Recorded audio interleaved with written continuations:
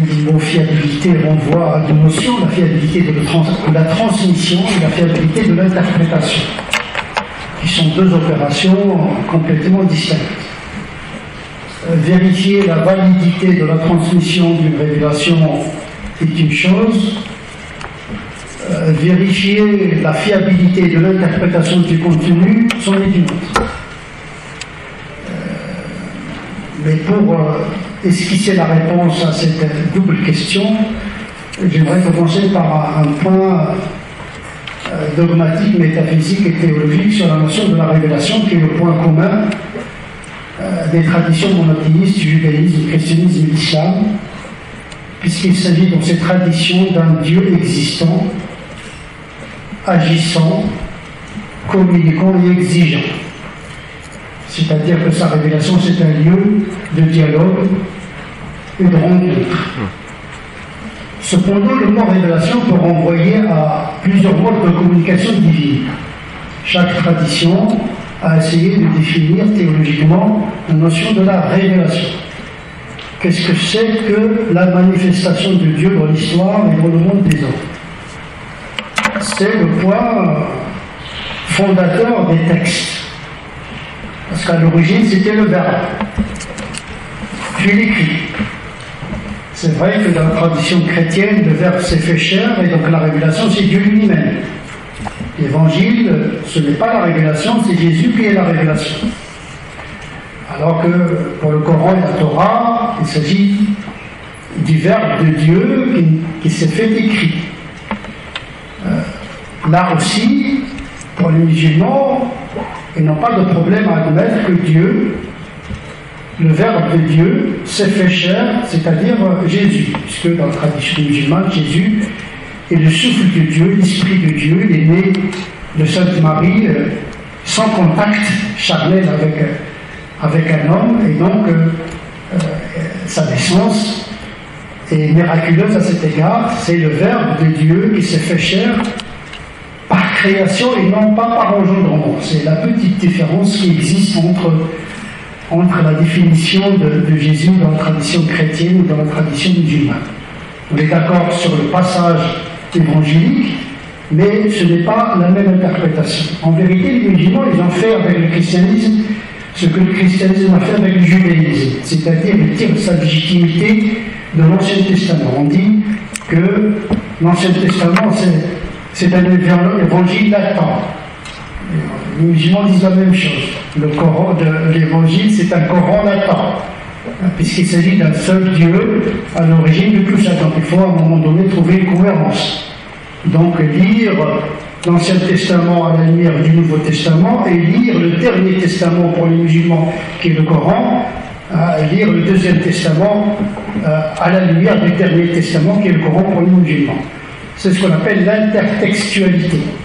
D'ailleurs, lorsque vous lisez les tafsirs, les exégèses musulmans, les ouvrages, en tout cas, ils sont remplis de ce qu'on appelle l'israéliyat, c'est-à-dire les passages de l'Ancien Testament, le Nouveau Testament, parce que tous les commentateurs du Coran, ils essaient un petit peu de trouver une certaine cohérence dans les différentes révélations. Sauf qu'il y a une définition particulière de la révélation dans la tradition musulmane qui se différencie un petit peu par rapport à celle du christianisme, dans la mesure où il considère que le Coran, c'est le Verbe de Dieu, mais attention à ce niveau-là, il s'agit d'une humanité d'empreinte, c'est-à-dire qu'effectivement, Dieu communique avec l'homme à travers le langage de l'homme.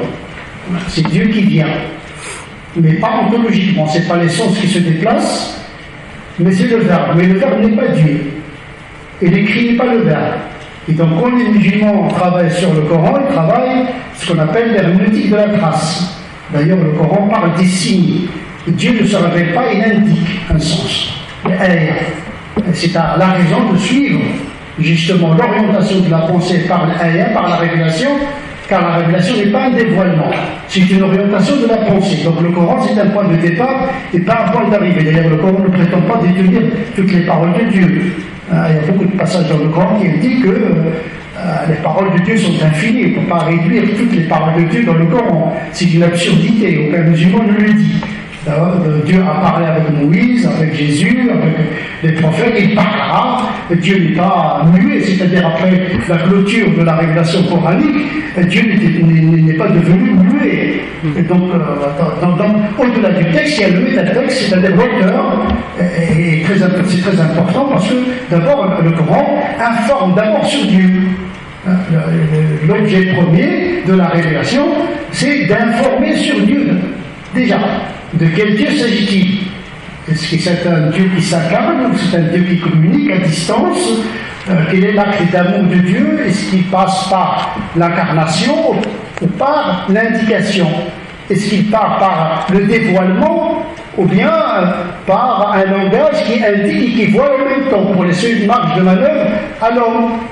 Dieu n'est pas venu dans le royaume des hommes, voilà, il est resté dans son royaume, il a laissé les hommes explorer le leur. De toute façon, il y a une sécularisation entre le monde de Dieu et le monde des hommes. Il y a une certaine distance qui est gardée, justement pour donner une marge de manœuvre à l'esprit humain de prendre sa responsabilité dans son rapport justement à cette révélation qui est devenue écrite.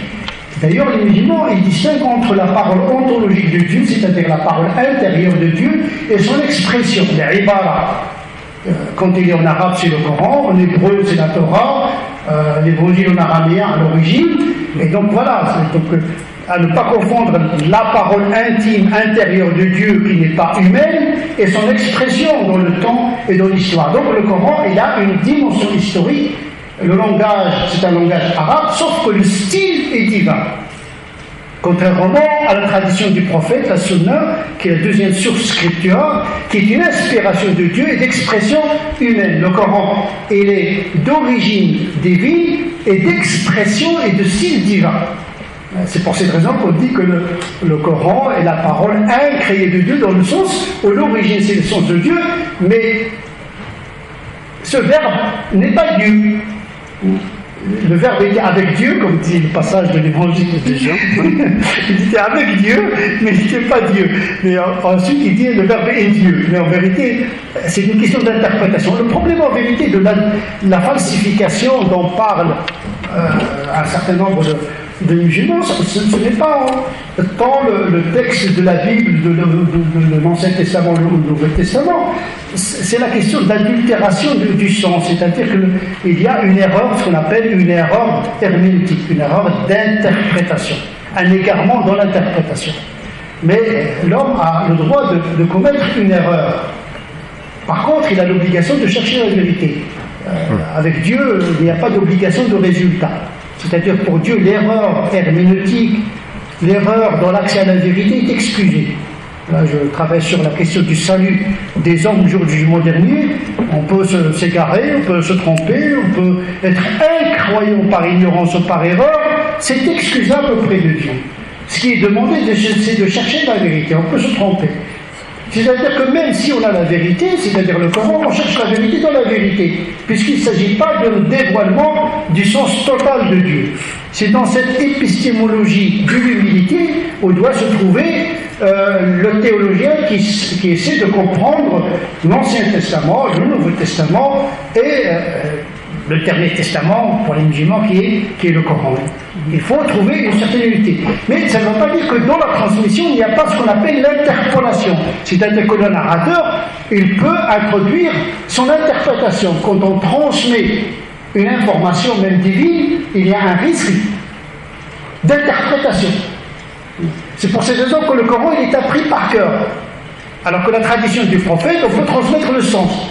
D'où le risque de l'interpolation. C'est-à-dire que la tradition du prophète est moins fiable que le Coran, parce que le Coran, il est appris par cœur à la virgule près. Donc il n'y a pas de marge de manœuvre d'interpolation. Alors que la tradition du prophète, qui est un deuxième strate d'une même révélation, puisqu'il s'agit des paroles du prophète inspirées, sachant que toutes les paroles du prophète ne sont pas le produit de la révélation. C'est ce qu'on appelle sunan zawaïd, c'est-à-dire que tout ce que fait le prophète, tout ce que dit le prophète, n'est pas forcément sous l'effet de la révélation. Donc les théologiens se sont penchés sur le côté prophète de Mahomet et le côté humain de Mahomet.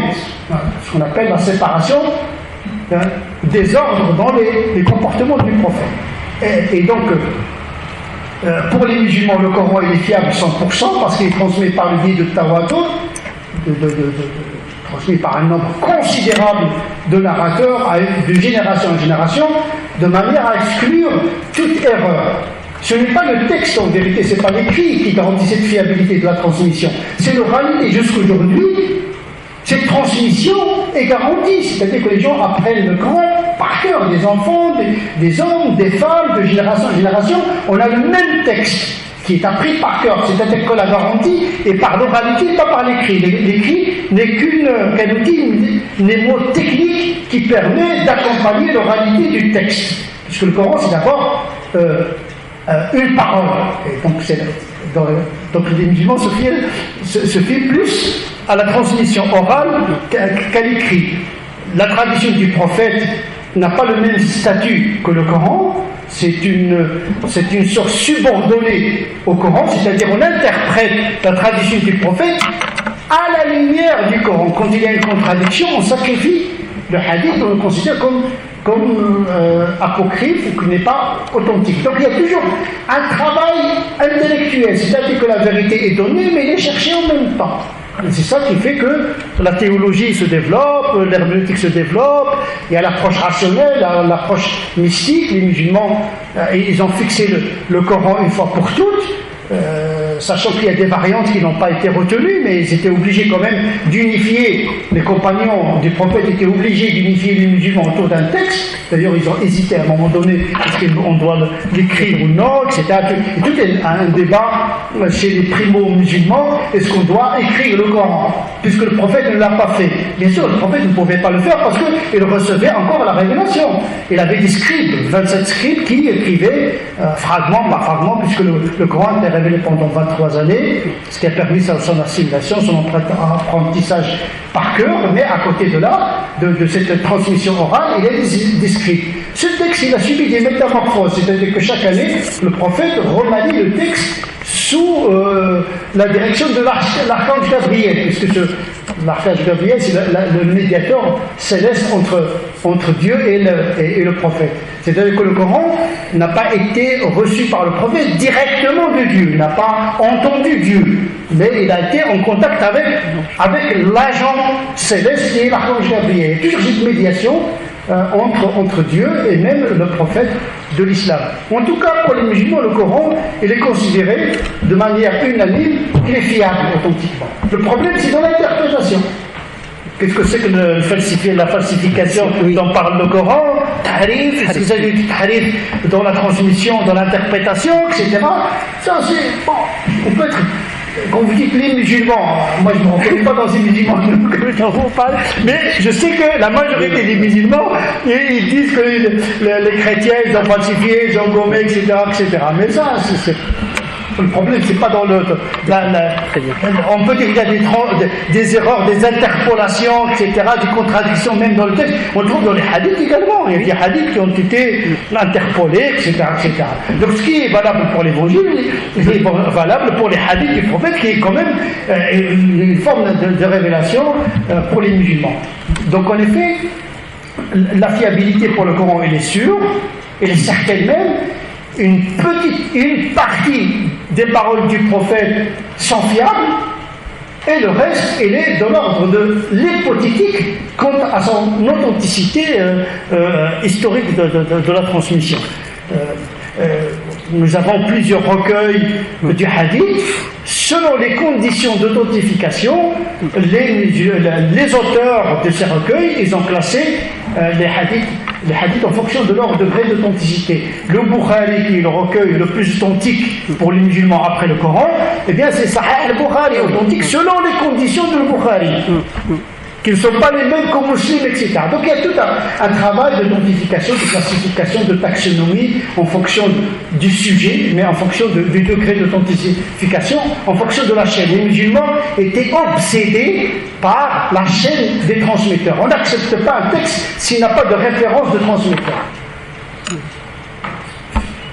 Tel a rapporté que tel, lui a rapporté que tel, lui a rapporté que tel, et on vérifie l'authenticité en fonction de la solidité morale et intellectuelle et mnésique des rapporteurs. Il y a toute une discipline de al-hadith, c'est-à-dire l'art de la transmission. On a des milliers de volumes de critiques de la narration, de l'historicité des hadiths qui ont fait l'objet de grandes études à cet égard-là. Donc une fois que le texte est fixé, authentique, la deuxième opération entre en jeu. La première, c'est la fixation du texte, la substance du texte. C'est l'art de la narration, de la fixation du texte. Pour le Coran, les spécialistes s'appellent les coranistes, le Qurra. Pour les hadiths, ce sont les traditionnistes, les muhaddithoun. Ceux-là ne s'intéressent pas à l'interprétation du texte. Leur obsession, leur technicité, ils développent les techniques de compilation et de fixation. Ils n'entrent pas dans l'interprétation. Ils ne sont pas des docteurs de la loi, ni des théologiens, ni rien du tout, ni des exégètes.